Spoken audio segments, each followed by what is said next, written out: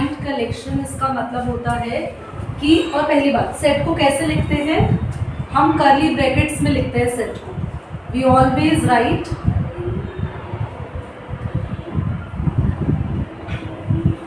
Set in curly brackets. ठीक है, ऐसे. वेल डिफाइंड कलेक्शन क्या होती है? फॉर एग्जाम्पल अगर मैं बोलूं the number of chairs in the room, तो सारी चेयर्स का एक कलेक्शन बनाओ. तो क्या वो चेयर्स तुम काउंट करोगे तो कम या ज़्यादा होंगी, या मैं काउंट करूँगी तो अलग आएगा नंबर? नहीं, सेम आएगा ना. तो वो सेट है. अच्छा, ऐसे मैं बोलूँ important questions from your book, तो मेरी नज़र में कुछ अलग क्वेश्चंस इंपॉर्टेंट होंगे, तुम्हारी नज़र में अलग क्वेश्चन इंपॉर्टेंट होंगे, कोई और टीचर अपने अलग इंपॉर्टेंट क्वेश्चन बताएंगी. तो वो सेट नहीं है. सेट क्या होता है? एक ऐसी कलेक्शन जो सब लोग सेम बताएं. फॉर एग्जाम्पल मैंने कल भी बताया था, cricketers in Indian cricket team set होगा क्योंकि फिक्स है, इतने क्रिकेटर्स इंडियन क्रिकेट टीम में है. Favourite cricketers of your from Indian cricket team, set ही होगा ना, क्योंकि उसका फेवरेट कुछ और हो सकता है, तुम्हारा कुछ और हो सकता है ना. इसके बाद क्या है? सेट को हमेशा हम कौन से ब्रैकेट्स में लिखते हैं? कर्ली ब्रैकेट्स में लिखते हैं. ठीक है, अब हम कुछ क्वेश्चंस तो कर चुके थे, so will want to start with this some question. कुछ क्वेश्चंस के साथ स्टार्ट करते हैं. ऊपर बंद करना. दो फॉर्म्स में लिखते हैं बेटा. अगर मैं बोलूं तो सेट के दो फॉर्म्स होते हैं, रोस्टर, सेट बिल्डर. रोस्टर में हम सेट में कुछ एलिमेंट्स लिख देते हैं, पर इसी को ही अगर आप स्टेटमेंट में लिखो, और स्टेटमेंट में लिखने का रूल है कि आप ऐसे लिखोगे एक्स, ये डॉट्स को बोलते हैं सच that x, such that x. क्या है? क्या है ये? किस चीज का कलेक्शन लिख रहा है? वाउल्स का. X such that X are vowels. अगर मैंने सेंटेंस में लिखूं तो कौन सा फॉर्म हुआ? Set builder. और अगर ऐसे ओपन करके अलग अलग एलिमेंट लिखो तो, ठीक है. इसी के बेसिस पर हमने कुछ क्वेश्चंस कर लिए थे एक्सरसाइज. अब क्वेश्चन नंबर 4. क्वेश्चन नंबर 4 हमें करना है. Right the following in the set builder form. 3, 6, 9, 12. देखो इधर,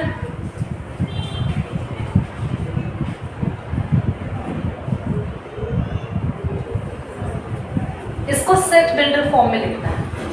कैसे लिखना है इसको? Sentence form. लिखेंगे कैसे?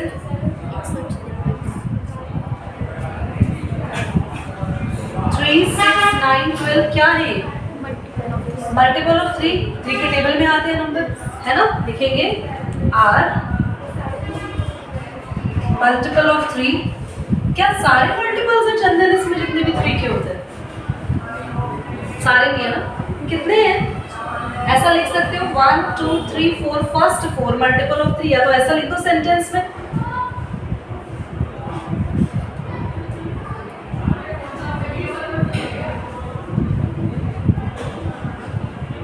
या ऐसे लिख दो और मल्टीपल ऑफ 3 लेस देन 13. 13 से कम है सारे 3 के मल्टीपल्स हमने. समझ में आया? तो सेट को किस में लिखा है युवराज? सेंटेंस फॉर्म में. तो ये कौन सी फॉर्म हुई? Set builder form. इसी का सेकंड पार्ट है, ये हर में लिखना है. This is rule. ठीक है. 2, 4, 8, 16, 32.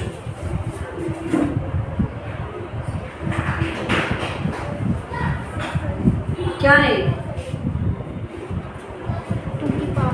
2 का टेबल नहीं है, 2 की पावर है.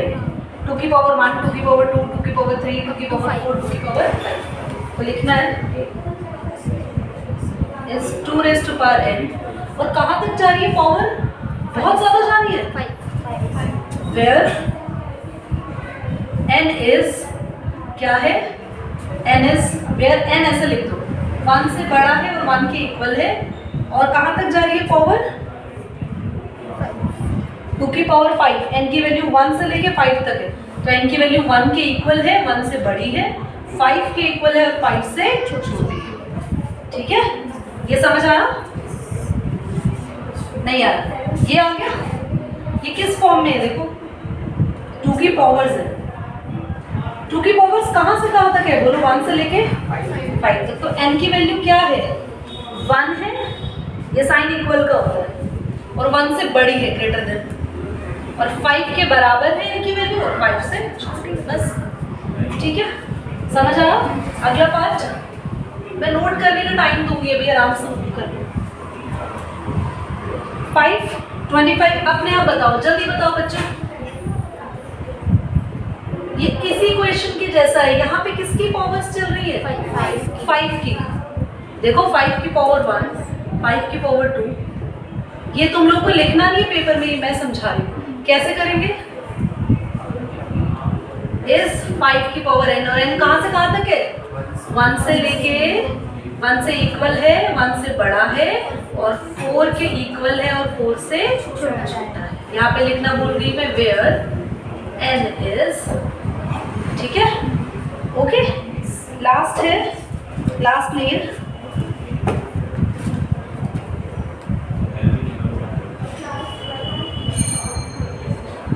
ये खुद करो ट्राई, बेटा पॉज कर दो एक बार। बिल्कुल सही, मल्टीपल ऑफ 2 ही बनेगा, और ये एंडलेस है, फिक्स नहीं है ना कहाँ तक जा रहे हैं, तो बस मल्टीपल ऑफ 2। ये क्या है नहीं पता चल रहा ना? परफेक्ट स्क्वायर है। 1 का स्क्वायर, 2 का स्क्वायर, 3 का स्क्वायर, और ये सारे किसके स्क्वायर है? Perfect square. x such that x, are ये इस भी लिख सकते हैं, परफेक्ट स्क्वायर। परफेक्ट स्क्वायर कहाँ से कहाँ तक है बोलो? 1 से 10, where x is क्या है?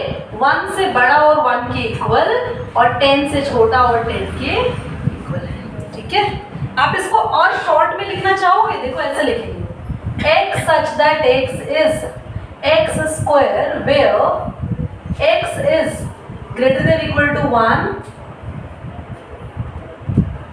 and less than equal to 10। सीधा ये लिख दो, ये क्या है? x स्क्वायर है। ठीक है, वो ज्यादा अच्छा लग रहा है। ओके, पॉज करो बच्चों। अब हमें है ना अलग अलग सेट दे रखा है, और बोला इनके एलिमेंट्स लिख दो, मतलब स्टेटमेंट दे दी, हम इनके एलिमेंट्स लिखने हैं। x such that x is an odd natural number,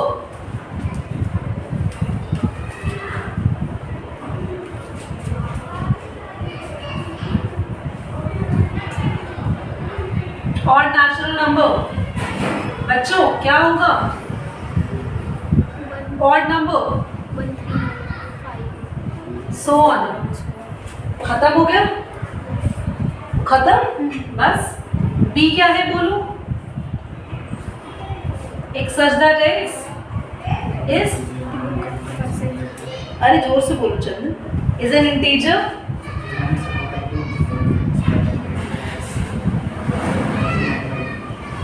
less than. अब -1/2 से 9/2 के बीच के इंटीजर्स लिखने हैं। इंटीजर्स वो जो पॉइंट में नहीं होते, पूरे परफेक्ट नंबर्स होते हैं। देखो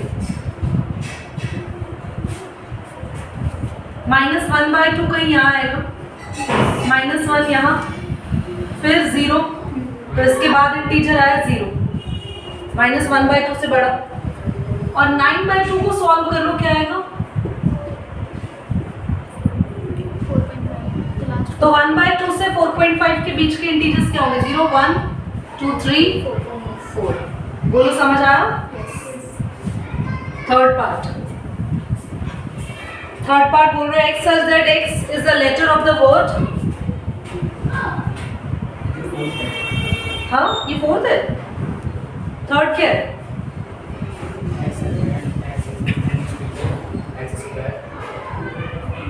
is an integer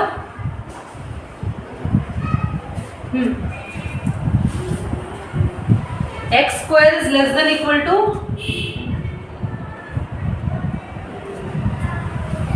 4। करना क्या है? x स्क्वायर लिखना है, यानी कि हमें इंटीजर्स लिखने हैं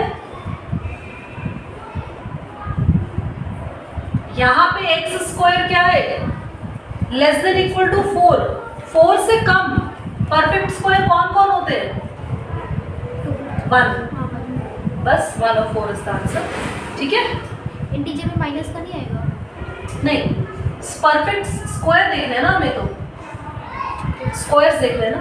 ठीक है, 4 से नीचे नीचे वाले नंबर्स लिखने हैं हमें। ओके, आंसर चेक करना है इसका, लॉयल है ना। इसके लेटर्स क्या क्या है बोलो,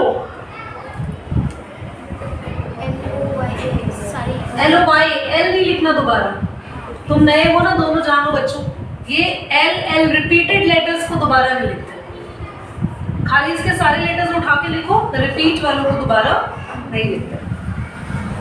X is a month of year not having 31 days, बेटा खुद करोगे, जिनमें 31 डेज नहीं होते वो सारे मंथ लिख दोगे, फरवरी, अप्रैल कर दोगे ना, जून, यू कैन राइट डाउन।